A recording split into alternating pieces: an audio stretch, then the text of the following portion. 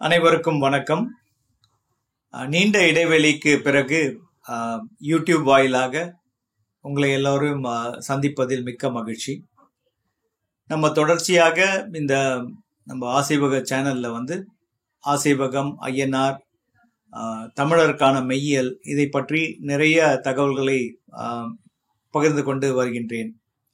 மேலும் இப்பொழுது பார்த்தீங்கன்னா தமிழில் ஐயனாரை பற்றி நமக்கு சிற்றிலக்கியங்கள் நிறைய கிடைத்திருக்கின்றன. அவை யாவை என்று பார்ப்போம். ஒன்று அப்பாண்டை நாதர் உலா அப்படின்னு சொல்லிட்டு திருநருங்கொண்டை அப்படின்ட்டு திருக்கோவிலூர் பக்கத்தில் இருக்கு. அங்கே எழுந்தருளியுள்ள அப்பாண்டை நாதர் என்னும் பார்ஸ்வநாதர் அவருக்கான உலாவில் ஐயனாரை பற்றி நிறைய செய்திகள் நமக்கு கிடைக்கிறது. அதே போல இடையாளன் குறவஞ்சி அப்படின்ற ஒரு புத்தகத்திலையும் ஐயனாரை அந்த குறவன் குறத்தி பாடுவது போல அந்த நூலில் நமக்கு நிறைய செய்திகள் கிடைக்கிறது. அதே போல திருவேட்ட நல்லூர் ஐயனார் பல்லு அப்படின்ற ஒரு புத்தகத்திலையும் ஐயனாரை பற்றி செய்திகள் நிறைய இருக்கிறது. அதே போல ஐயனார் பிள்ளை தமிழ் மற்றும் ஜெயின ஆலய திருமேனிகள் இப்படின்ற நூல்கள் ஐயனாருக்கான தமிழில் இருக்கிற இலக்கியங்கள். நம்ம ஏற்கனவே நம்ம வீடியோவில் பார்த்துருக்கோம். மர்க்கலி, மாசாத்தன் இவர்கள் ஐயனார், ஐயப்பன் இவர்கள் எல்லோரும் ஒன்றே. ஐயனார் மர்க்கலியின் காலம் மகாவீரர் புத்தருக்கும் சற்றே முன் காலம், ஒரு 10-15 ஆண்டுகள் மகாவீரருக்கு முன்னதாக தோன்றியவர் மர்க்கலி. புத்தர் காலத்தில் இவர் ஆல்மோஸ்ட் புத்தர் லேட்டர் பீரியட்ல மர்க்கலியை பற்றி அவ்வளோவா அவருக்கு செய்தி தெரியல. நிறைய ஒரு மிக்சட் கம்யூனிகேஷன் தான் இருக்கு. நரி வேறு ஊத்தலையாரையும் ஐயனாரையும் அவர் இவர் சொன்னதாக நரிவெரு ஊத்தலையாரை பற்றி பேசுகிறார் புத்தர். சரி, இவர்கள் இருவரும் ஒரு ஐயனார் எப்படி ஒருவர் ஆற்றின் வாயில் பகுதியில், ஆற்று முனையில் மீனை பிடிக்கிற மாதிரி எல்லாரையும் மக்களை எல்லாம் அவர் பக்கம் பிடிச்சிட்டு போயிடுறதா புத்தர் சொல்றார். ஆகவே சில பேர் சொல்லுவாங்க ஐயப்பனே ஒரு புத்தரா இருக்கலாம் அப்படின்ட்டு. இல்லை, புத்தருக்கும் ஐயப்பனுக்கும் எந்த சம்மந்தம் இல்லை. ஐயப்பன், ஐயனாரப்பன், ஐயன் எல்லாருமே ஒன்று தான்.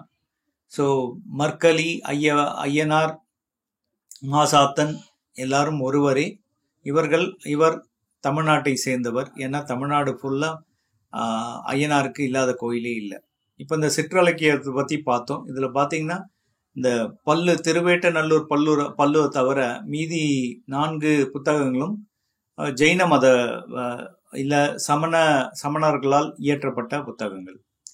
இதில் ஐயனார் என்ன பண்ணுறார் அப்படின்னு பார்த்தீங்கன்னா, இதற்கு முன்னாடி ஆல்ரெடி நம்ம மகாவீரருக்கும் அவருக்கும் கருது வேறுபாடு இருந்தது அப்படின்னு சொல்கிறாங்க. ஸோ அதற்கு முன்ன வரலும் பார்ஸ்வநாதர் வரலும் ஒரே வழியில் ஐயனாரும் அதே வழியில் வர்றாரு.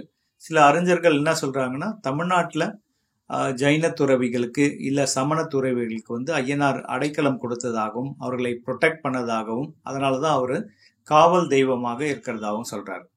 இந்த சிற்றிலக்கியத்தில் 2 விஷயம் பார்க்குறோம். 2 சிற்றிலக்கியத்தில் ஐயனாரை சீதளநாதரின் பிரம்ம யக்ஷனாக அதன் புலவர்கள் பாடியுள்ளனர்.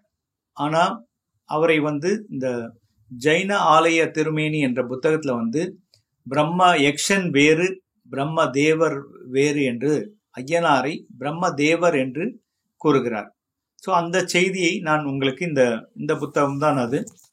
இதில் என்ன சொல்லியிருக்காங்க அப்படின்றத சிறிது வாசித்து காட்டுகின்றேன். ஸோ ஜினாலயங்களின் வழியில், அதாவது ஜைன கோயில்களில் செல்பவர்களுக்கு சாசன தேவதைகள் துணை நிற்பது போலவே அதில் தோன்றும் ஐயங்களுக்கு விடை அறிவதில் மேற்கொள்ளும் முயற்சிகளுக்கு பிரம்மதேவர் துணை நிற்கின்றார் அப்படின்னு சொல்றாங்க.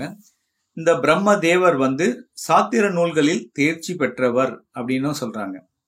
பேரழிவின் அழகின் வடிவமாக திகழும் இவர் செல்வம் தந்தருளும் தேவதையாக விளங்குகின்றார். இவரை ஐயன், ஐயனார், பிரம்மதேவன், பிரம்மசாத்தன், சாஸ்தா, சாத்தையா போன்ற பல பெயர்களால் அழைக்கின்றனர். இவர் வெண்மையான ஐராவதத்தை வாகனமாக கொண்டவர். இவருக்கு, அதாவது 100 யானைகளை வாகனமாக கொண்டிருப்பதால் இவரை சதவாகனன் என்னும் பெயரும் வழங்குகின்றது அப்படின்னு இவரை பத்தி சொல்றாங்க. ஸோ இவரை பத்தி டீட்டெயிலாக பார்க்கணுன்னா இவருக்கு வந்து 2 தேவிகளை உடையவர் அப்படின்னு சொல்றாங்க. ஒருத்தர் பேர் வந்து புஷ்கலா தேவி, இன்னொருத்தவங்க பேர் வந்து பூரண தேவி அப்படின்றாங்க.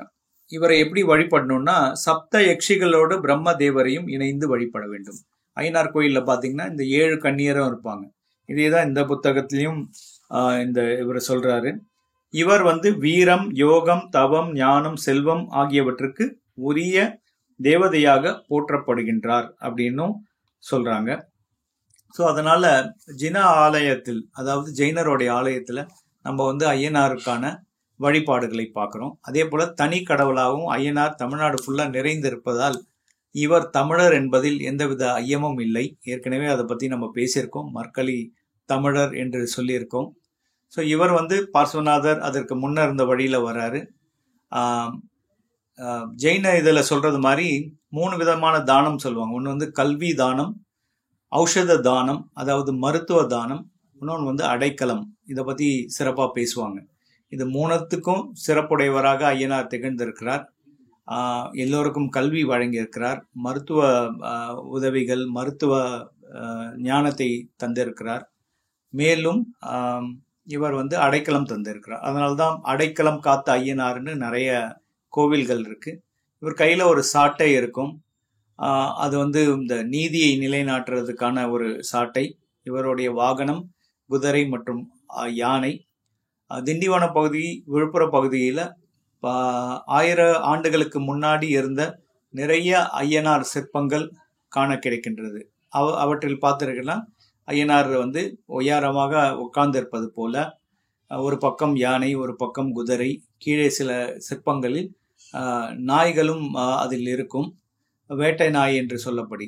ஒரு சமீபத்தில் ஒரு கோயிலுக்கு போயிருந்தேன். அங்கே ஒருத்தர் சொன்னார், சில ஆண்டுகளுக்கு முன்ன கூட ஒரு பழக்கம் இருக்கு, ஐயனாரை வேண்டிட்டு காட்டுக்கு போயிட்டு ஒரு முயலை வேட்டையாடி வந்து அந்த முயலை விட்டு அதுக்கப்புறம் தான் அந்த பூஜைகள்லாம் பண்ணுவாங்க அப்படின்னு சொல்லிட்டு. ஸோ இந்த முயல் சிற்பம் கூட ஒரு சில கல்லில் செதுக்கப்பட்டுள்ளது. பறவைகள் இருக்கிறது. ஐயனாருக்கு சேவற்கொடியோன் அப்படின்ற ஒரு பேரும் இருக்கு. ஸோ இந்த சிற்றிலக்கியங்களில் கூறப்பட்டிருக்குள்ள விஷயங்களை பற்றி அடுத்தடுத்து காணொளிகளை நம்ம பார்ப்போம். நன்றி, வணக்கம்.